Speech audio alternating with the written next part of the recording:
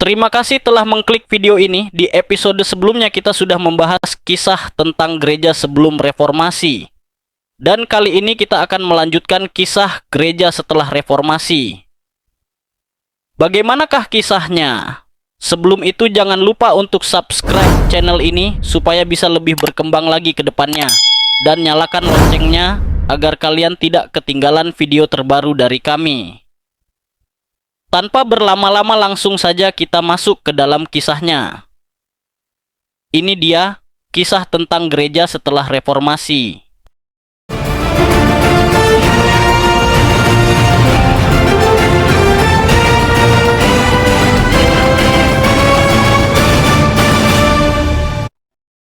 Setelah gelombang besar reformasi pada abad ke-16 yang dipelopori tokoh-tokoh seperti Martin Luther, John Calvin, dan Ulrich Zwingli, dunia kekristenan tidak lagi sama.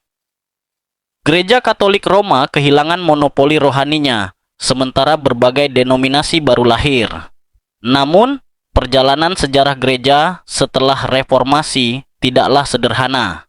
Ada konflik, peperangan, perkembangan teologi, hingga lahirnya misi besar yang membawa Injil ke seluruh dunia.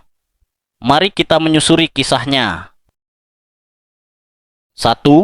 Kontra-reformasi Katolik. Setelah reformasi yang dipelopori Martin Luther dan tokoh-tokoh lain mengguncang Eropa pada abad ke-16, Gereja Katolik Roma menghadapi krisis besar. Banyak jemaat meninggalkan otoritas paus, sementara doktrin-doktrin Katolik mulai dipertanyakan. Untuk menjawab tantangan ini, lahirlah gerakan kontra-reformasi atau Catholic Reformation. Pertama, Konsili Trente 1545 sampai 1563. Konsili ini menjadi tonggak utama dalam upaya pembaruan Katolik.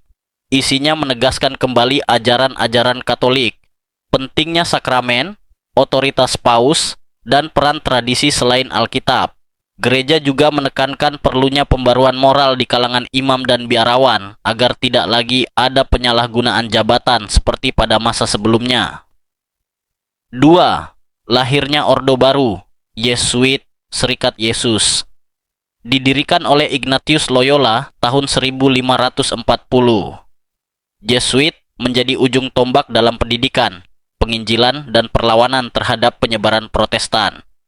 Mereka mendirikan sekolah, universitas, dan mengirim misionaris ke Asia, Afrika, serta Amerika Latin. 3. Pengadilan Inkuisisi diperketat. Gereja Katolik menghidupkan kembali pengadilan Inkuisisi untuk melawan bidat. Buku-buku yang dianggap menentang ajaran resmi gereja dimasukkan ke dalam Index Librorum Prohibitorum, daftar buku terlarang. 4. Karya seni dan spiritualitas. Kontra-reformasi juga terlihat dalam seni barok yang megah, yang dipakai untuk menyentuh hati jemaat dan menunjukkan kemuliaan Tuhan melalui keindahan gereja. Jadi, inti dari bagian ini adalah kontra-reformasi bukan hanya perlawanan terhadap Protestan, tetapi juga usaha memperbarui diri, mempertegas identitas, dan menyebarkan kembali pengaruh Katolik ke seluruh dunia.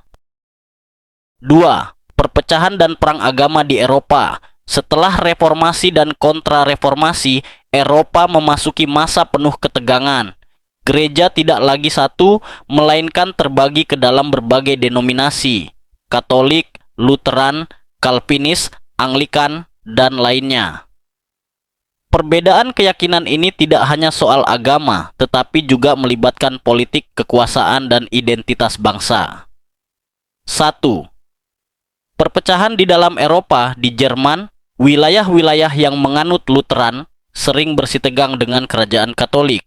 Di Prancis, terjadi konflik berdarah antara Katolik dan Huguenot, sebutan untuk Calvinis Prancis. Salah satu peristiwa paling tragis adalah pembantaian San Bartolomeus tahun 1572, ketika ribuan Huguenot dibunuh di Paris dan kota-kota lain. Di Inggris, reformasi melahirkan Anglikanisme. Namun, masih ada tarik-menarik antara Katolik, Anglikan, dan kelompok Puritan. 2.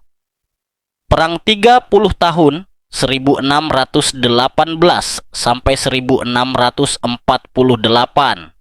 Konflik besar yang melibatkan hampir seluruh Eropa dimulai di Kekaisaran Romawi Suci, wilayah Jerman. Awalnya perang ini tentang agama, Katolik melawan Protestan. Namun, lama-kelamaan berubah menjadi perang kekuasaan antara dinasti dan kerajaan besar, seperti Habsburg, Prancis, Swedia, dan Spanyol. Perang ini sangat brutal, jutaan orang meninggal akibat peperangan, kelaparan, dan wabah penyakit. Beberapa wilayah Jerman kehilangan hingga sepertiga penduduknya. 3. Perdamaian Westphalia tahun 1648. Perjanjian ini mengakhiri perang 30 tahun. Inti kesepakatannya, setiap penguasa boleh menentukan agama di wilayahnya, Katolik, Lutheran, atau Calvinis. Untuk pertama kalinya dalam sejarah modern, agama dan politik mulai dipisahkan. Negara memiliki kedaulatan, tidak sepenuhnya di bawah otoritas paus atau kaisar. Kesimpulan dari bagian ini adalah, perang agama di Eropa memperlihatkan bahwa konflik iman bisa berubah menjadi konflik politik. Namun dari tragedi besar ini lahir satu hal penting. Toleransi agama mulai mendapat tempat dan sistem negara modern mulai terbentuk. 3. Lahirnya denominasi baru dan kebangunan rohani. Setelah reformasi dan perang agama mereda, wajah kekristenan di Eropa semakin beragam. Masing-masing kelompok mengembangkan ajaran, praktik ibadah, dan tradisi sendiri. Dari sinilah muncul banyak denominasi baru, dan pada abad 17 hingga 18 juga lahir kebangunan rohani yang menghidupkan kembali semangat iman. 1. Perkembangan denominasi baru. Lutheran berkembang pesat di Jerman dan wilayah Skandinavia, Swedia, Norwegia, Denmark. Menekankan bahwa manusia diselamatkan hanya oleh kasih karunia, sola gratia, melalui iman, sola fide. Calvinis, Reform. Menyebar ke Swiss, Belanda, Skotlandia, bahkan sampai Amerika. Menekankan kedaulatan Allah, disiplin gereja, dan kehidupan yang kudus. Di Skotlandia, tokoh John Knox mendirikan gereja Presbyterian. Anglikan lahir di Inggris setelah Raja Henry VIII memutus hubungan dengan Paus 1534. Memiliki liturgi mirip Katolik, tetapi doktrin dipengaruhi Protestan. Dari sinilah kemudian lahir gerakan Metodis dipimpin John Wesley yang menekankan kesalehan pribadi, doa, dan pelayanan sosial. 2. Kebangunan rohani, Great Awakening. Pada abad ke-17 hingga 18, dunia Kristen mengalami masa yang disebut kebangunan rohani, revival. Di Eropa, gerakan pietisme di Jerman menekankan kehidupan rohani yang lebih dalam, bukan hanya doktrin. Di Inggris, John dan Charles Wesley bersama George Whitefield memimpin kebangunan rohani yang melahirkan gerakan Metodis. Di Amerika, lahir yang disebut Great Awakening 1730 sampai 1750-an. Tokoh penting Jonathan Edwards dan George Whitefield. Gerakan ini menekankan pertobatan pribadi, kuasa Roh Kudus, dan hubungan langsung dengan Tuhan, bukan sekadar ritual. Kesimpulan dari bagian ini adalah, dari abad ke-16 hingga 18, kekristenan makin berwarna. Jika sebelumnya hanya Katolik dan Protestan, kini ada Lutheran, Reformed, Anglikan, Metodis, Presbyterian, dan lain-lain. Melalui kebangunan rohani, iman Kristen tidak hanya bertahan, tetapi justru semakin hidup, dinamis, dan siap menyebar ke seluruh dunia. 4. Misi ke seluruh dunia. Setelah Eropa melewati masa reformasi, kontra-reformasi, dan perang agama, perhatian gereja mulai meluas keluar benua. Abad ke-17 hingga 19 disebut sebagai era misi global. Pada masa ini, gereja-gereja Katolik maupun Protestan mengutus banyak misionaris ke Asia, Afrika, dan Amerika. 1. Katolik dalam misi dunia. Setelah kontra-reformasi, Ordo Jesuit menjadi garda depan misi Katolik. Franciscus Xaverius 1506 sampai 1552, salah satu misionaris Jesuit paling terkenal, melayani di India, Jepang, bahkan merencanakan misi ke Tiongkok. Katolik berhasil menanamkan iman di Amerika Latin, Filipina, serta sebagian besar Afrika melalui koloni Spanyol dan Portugis. Dua Protestan dalam misi dunia. William Carey 1761 sampai 1834 dikenal sebagai Bapak Misi Modern, melayani di India. Ia menerjemahkan Alkitab ke berbagai bahasa lokal. Hudson Taylor 1832 sampai 1905 mendirikan China Inland Mission, fokus menjangkau pedalaman Tiongkok. David Livingstone 1813 sampai 1873, seorang misionaris sekaligus penjelajah, membawa Injil ke Afrika sekaligus menentang perbudakan. 3. Dampak besar misi. Pendidikan. Para misionaris mendirikan sekolah dan universitas di berbagai negara. Kesehatan. Rumah sakit dan klinik dibangun di daerah-daerah terpencil. Terjemahan Alkitab.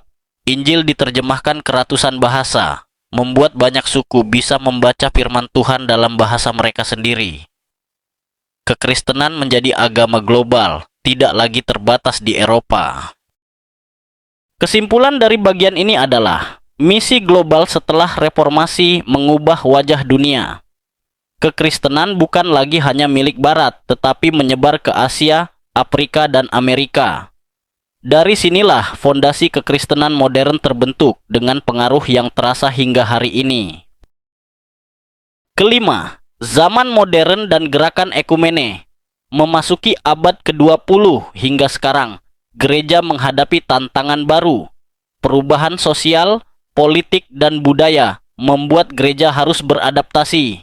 Namun di tengah itu semua, juga muncul gerakan persatuan dan kebangunan baru yang memengaruhi kekristenan global. 1.